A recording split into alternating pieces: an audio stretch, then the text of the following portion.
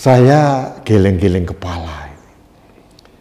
Revisi Undang-Undang Desa dilakukan atas desakan demonstrasi para kepala desa pada waktu itu di DPR, dan mereka mengancam kalau ada partai-partai yang tidak setuju dengan usulan mereka, mereka berniat mau menghabisi partai-partai itu di pemilu 2024. Nah, ada udang di balik rempeyek rupanya.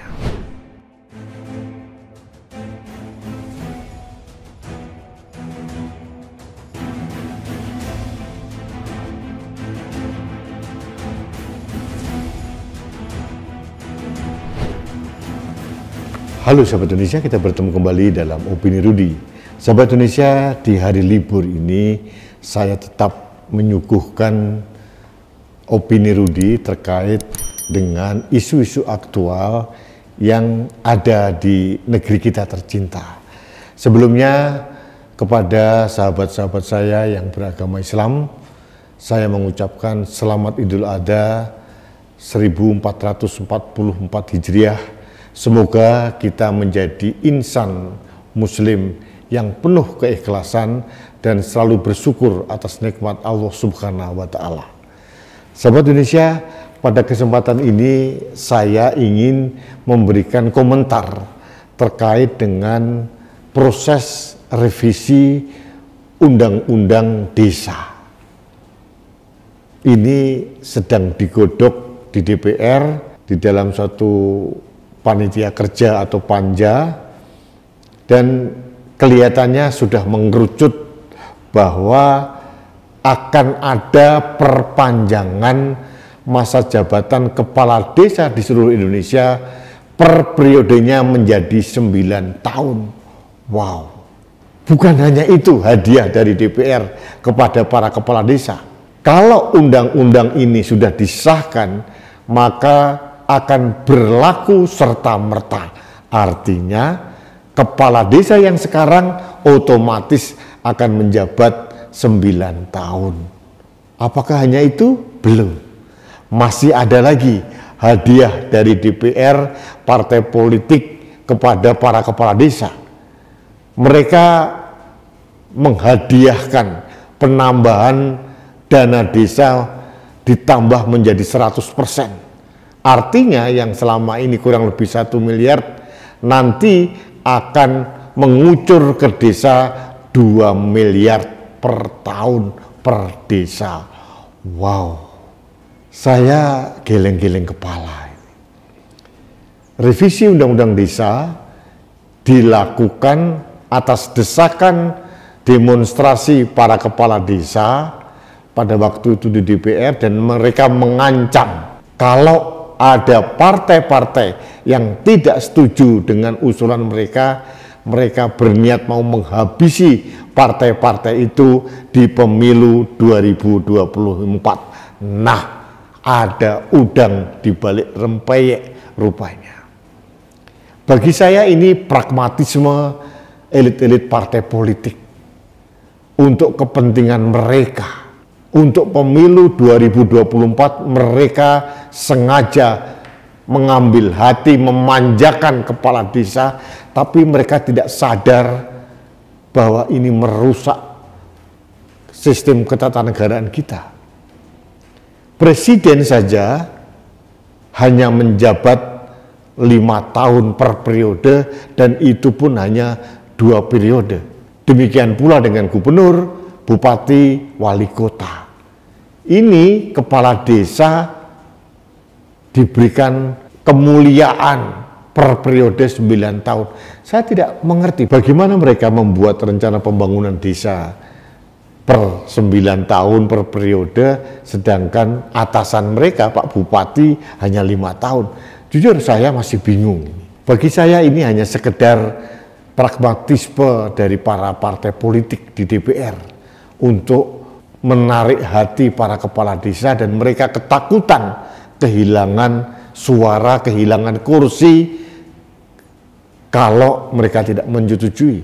Dari 9 fraksi di DPR, 6 fraksi setuju, 3 absen.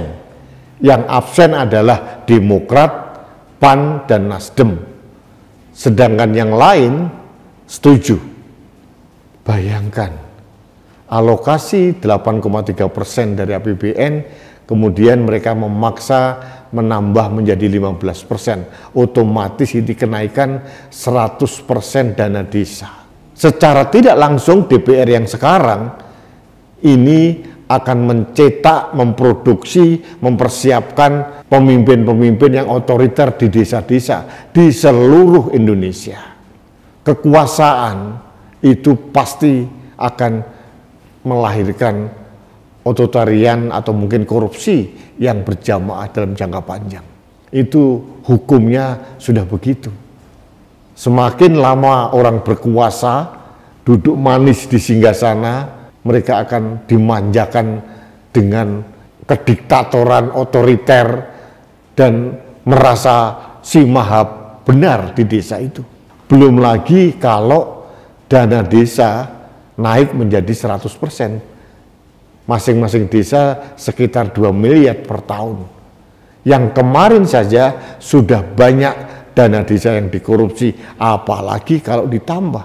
Sahabat Indonesia, sepengetahuan saya, di desa ini bukan hanya yang mengucur di desa itu hanya dana desa, bukan hanya itu. Ada juga dana dari kabupaten, dari provinsi, dari tingkat pusat untuk desa. Jadi pembangunan di desa bukan hanya dari dana desa, masih banyak aliran-aliran pembangunan lain dari atas gitu.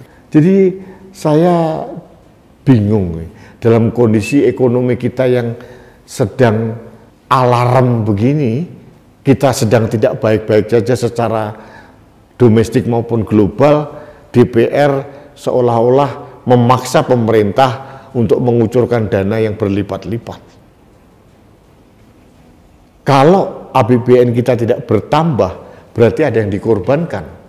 Sektor mana lagi yang dikorbankan untuk memanjakan kepala desa agar mereka memilih partai-partai yang mendukung revisi undang-undang desa ini? Jujur, saya bingung dengan mindset dari teman-teman saya, elit-elit di partai politik di DPR sekarang. Sudah pasti ini atas restu dari partai politik mereka, bukan hanya keputusan anggota DPR atau fraksi-fraksi, pasti sudah ada green light atau lampu hijau dari pimpinan partai. Jadi artinya kita berkesimpulan semua partai di Indonesia sama saja. Pragmatisme hanya untuk kepentingan jangka pendek, tidak memperdulikan keterbatasan resources kita, tidak memperdulikan dampak yang akan terjadi, belum lagi ada limpahan dana desa yang 2 kali lipat. Bukan hanya itu, setiap kepala desa ada bengkok, sawah sekian hektar, fasilitas-fasilitas yang lain. Bingung saya. Sahabat Indonesia, saya awalnya malah mengusulkan agar semua jabatan publik, mulai presiden sampai tingkat desa, itu sama 5 tahun, supaya kita sinkron dalam menghadapi setiap perencanaan pembangunan di level desa, kabupaten kota, provinsi maupun tingkat nasional. Ini malah tidak.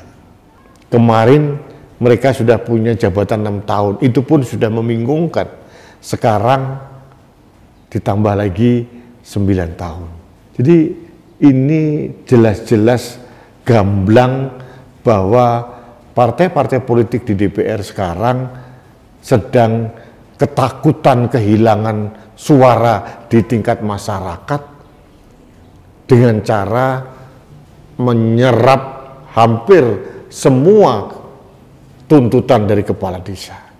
Yang terakhir saya mau bertanya sebetulnya, perpanjangan masa jabatan 9 tahun per periode serta penambahan dana desa 2 miliar per desa per tahun ini, manfaatnya buat rakyat apa? Apakah perubahan ini benar-benar akan menyejahterakan rakyat? Saya meragukan. Yang jelas revisi Undang-Undang Desa ini menyejahterakan para kepala desa. Dan nanti yang terjadi karena jabatannya 9 tahun, untuk kontestasi menjadi kepala desa itu pasti luar biasa. Ada money politik yang muncul kembali sebagai dampak dari kemewahan yang diberikan oleh negara. Inilah kita rakyat yang tidak bisa berbuat apa-apa, seolah-olah menyerahkan semua permasalahan negara ini kepada parlemen, legislatif, dan pemerintah. Kita tidak mempunyai akses untuk menolak. Saya berharap, kalaupun revisi Undang-Undang Desa nanti jadi disahkan, ada kelompok orang mewakili masyarakat Indonesia yang mau melakukan judicial review di MK terkait dengan undang-undang ini. Saya mengusulkan agar kita tidak lagi berpikir pragmatis hanya kepentingan jangka pendek. Mari kita berpikir jangka panjang untuk Indonesia maju. Menurut saya selayaknya semua jabatan publik ini sama masa per periodenya, yaitu 5 tahun. Bukan malah dimanjakan dengan 9 tahun. Saya tidak mengerti alasannya apa. Kalau ini nanti berujung pada masyarakat menjadi sejahtera, saya bahagia. Tapi jujur saya meragukan hal ini. Masih harus dibuktikan sekian tahun ke depan. Apakah benar perpanjangan masa jabatan dan penambahan dana desa yang berlimpah ini akan mengalir dan dinikmati oleh masyarakat? Jangan-jangan hanya menciptakan oligarki baru di tingkat desa. Saya nggak ngerti. Korupsi semakin merajalela, masyarakat diabaikan, pemimpin menjadi otoriter karena 9 tahun, bisa diperpanjang lagi sampai 27 tahun, negeri ini mau dibawa kemana? Itu saja pertanyaan saya. Saya mewakili diri saya sendiri. Saya tidak hendak untuk sok mewakili kepentingan masyarakat umum. Saya hanya bertanya kepada yang terhormat, yang mulia, anggota DPR dari partai politik ini, khususnya 6 partai politik, bapak-bapak, ibu-ibu sadar telah menjerumuskan negeri ini dalam suatu situasi yang rumit. Dana kita terbatas, ekonomi kita masih sedang recovery pasca COVID-19, tapi negara harus dibebani untuk menambah lagi dana desa. Kalau tidak menambah, otomatis ada sektor lain yang dikurangi, karena ini perintah undang-undang. Kalau pemerintah tidak mengabulkan, tidak melaksanakan perintah undang-undang, salah juga. Ini dilema yang diciptakan oleh partai politik kepada pemerintah. Kita lihat saja perkembangannya seperti apa. Yang jelas secara pribadi saya tidak setuju. Ini hak saya sebagai warga bangsa, karena menurut saya ini tidak masuk akal, dan ini bagi saya mencederai kepercayaan masyarakat kepada anggota DPR yang begitu semena-mena bisa membuat undang-undang, menggocek-gocek undang-undang semaunya mereka sesuai dengan kepentingan pragmatisme mereka. Ini yang saya sesalkan. Saya tidak bisa memberikan solusi apa-apa, karena ini sudah berproses secara politik di DPR. Saya hanya berharap ada keajaiban, ada uji materi undang-undang baru tentang desa ini di MK, kemudian ada nurani kebangsaan dari Majelis Hakim MK yang bisa mengembalikan, bahkan menyamakan dengan jabatan yang lain, 5 tahun, 5 tahun, 5 tahun. Ini bukan disamakan, malah justru ditambah 9 tahun. Jujur saya tidak mengerti. Dan di akhir kesimpulan saya bisa dengan tegas menyatakan bahwa ternyata di Indonesia ini bukan virus COVID-19 yang berbahaya. Yang jauh lebih berbahaya adalah virus pragmatisme. Dan ini menjadi penyakit yang berjamaah bagi elit-elit di negeri ini. Saya prihatin. Baik sahabat Indonesia, terima kasih Anda telah mengikuti opini saya di hari libur ini. Salam hormat saya untuk Anda sekeluarga. Sekali lagi saya mengucapkan selamat Idul Adha 1444 Hijriah bagi sahabat-sahabat saya sesama umat muslim. Terima kasih, kita bertemu kembali dalam opini Rudi selanjutnya. Salam satu Indonesia, salam Pancasila, salam Indonesia damai. Saya Rudi S. Kamri.